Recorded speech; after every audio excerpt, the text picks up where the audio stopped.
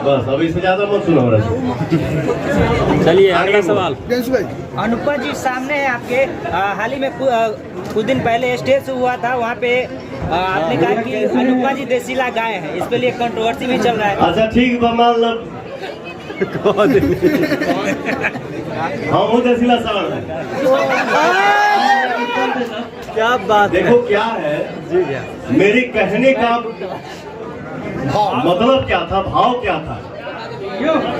मैं अब जैसे हम जिम करीला ना तो हमार ट्रेनर से रहेला, चाहे केहू अनजान केहू आवेला एक दिन करवावे खातिर तक कहेला हमरा से कि भैया आप देसी हैं, ठीक ना। हमारा बॉडी में ना देखो ऐसे ना रहेला।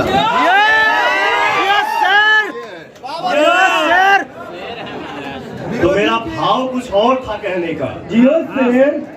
मैं फिल्मी दुनिया में काम करता हूँ, बट ये और ये फिल्मी नहीं है, ये देसी है और ये देसी रही।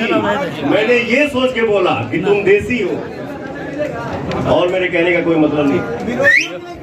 सर मैं पब्लिक एंटरटेनमेंट से प्रियांशु सिंह बोल रहा हूँ। सर विरोधियों के लिए क्या मैसेज? इस इंडस्ट्री में मेरा कोई विरोधी नहीं है।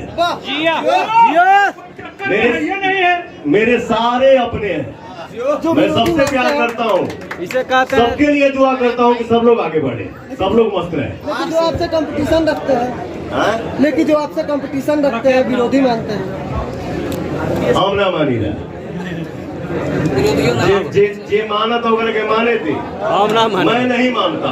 जियो तो शेर। कैसे बोलूं कि हाँ मैं मेरा विरोधी, मेरा कोई विरोधी इस इंडस्ट्री में नहीं है। चारों तरफ चर्चा है कि आरा से चुनाव लड़ने वाले हैं, क्या कहेंगे? आरा को भैया इंटरनेशनल लेवल पे पहुंचा दिए। चारों तरफ चर्चा है कि आरा से चुनाव लड़ने वाले हैं इस बार। देखो इंसान एक जरिया होता है बेटा, मैंने नहीं पहुंचाया, आप सभी का साथ पहुंचाया। आपने इतना प्यार किया, आप इतना प्यार करते हैं, दुलार करते हैं, तो पवन सिंह के जरिए हमारे भोजपुरी का आजीवन ही प्यार नाम है और हमेशा होता रहेगा। पवन सिंह जी, मेरा सवाल आपसे होगा। मैंने कल एक एक्ट्रेस का इंटरव्यू करा था, उन्होंने मेरे से एक चीज पूछा, यदि हिम्मत होगा तुम्हारे में